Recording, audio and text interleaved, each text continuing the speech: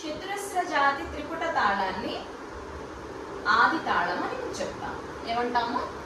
చతురస్ర జాతి త్రిపుట తాళం. ఏమంటాము? చతురస్ర జాతి త్రిపుట తాళం ఆది తాళం అని అంటాం. అర్థమైందా? ఈ చతురస్ర జాతి త్రిపుట తాళానికి అదే ఆది తాళానికి అంగాలెన్ని? What are the signs of how many signs of ఆది తాళ ఆర్ చతురస్ర జాతి త్రిపుట తాళం అంటే ఒక లఘువు, రెండు ధృతాలు. అర్థమవుతుందా? ఒక లఘువు అంటే దెబ్బ కొట్టి వేళ్ళని లెక్కించటాన్ని లఘువు అని అంటున్నాము. అలాగే ధృతము అంటే ఏంటి? దెబ్బ కొట్టి పుసివేయటాన్ని ధృతము అంటున్నాం. లఘువు 1తో డినోట్ అయి ఉంటుంది, ధృతము 0తో డినోట్ అయి ఉంటుంది.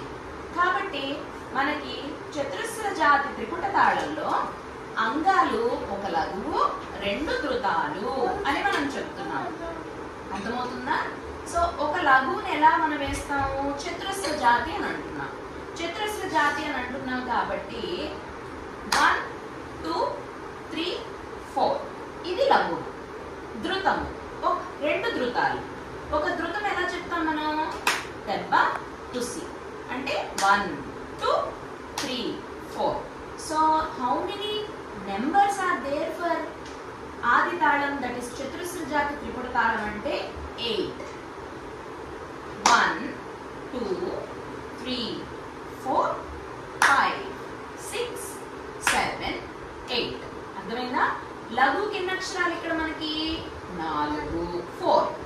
ధృతానికి హౌ మెనీ కౌంట్? 2. అలాంటి ధృతాలు ఎన్ని మనకి? 2. So 2 + 2 is 4. లఘువుకి 4, ధృతాలకి 4. కాబట్టి చతురస్ర జాతి త్రిపుట తాళాన్ని మనం ఎలా వేస్తున్నాం? వేయండి. 1, 2, 3, 4, 5, 6, 7, 8. ఎలా అంటే ఒక క్యూ అనేది మనం ఇచ్చుకున్నాం. అప్పుడు రెడీగా ఉన్నట్టు అనమాట. తక్క దిన్న తోం, తక్క దిన్న తోం, తక్క దిన్న తా దిమి తా కిట తక్క తలాంగు తక్క దిక్కు తక్క తది గిన్న తోం దిమి తా కిట తక్క తలాంగు తక్క దిక్కు తక్క తది గిన్న తోం దిత్తా దిమి తా కిట తక్క తలాంగు తక్క దిక్కు తక్క తది గిన్న తోం తా దిమి తా కిట తక్క తలాంగు తక్క దిక్కు తక్క తది గిన్న తోం తా దిమి తా దిమి తా కిట తక్క తా దిమి తా దిమి తా కిట తక్క తా దిమి తా దిమి తా కిట తక్క తా దిమి తా దిమి తా కిట తక్క తా దిమి తా దిమి తా కిట తక్క. తా దిమి తా దిమి తా. నిమిషం, ఇది థర్డ్ వన్ ఎలా చేస్తున్నాం ఒకసారి వినండి. తా దిమి తా దిమి తా కిట తక్క తది గిన్నత తది గిన్నత తది గిన్నత. దెబ్బ తర్వాత మనం తది గిన్నత అంటున్నాం అన్నమాట. తది గిన్నత తది గిన్నత తది గిన్నత. అర్థమైందా?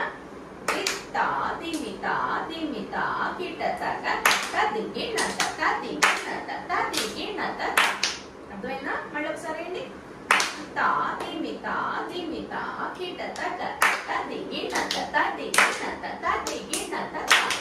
తా అనేది ఫినిష్ అన్నమాట. ఓకే, అర్థమైంది కదా అందరికి?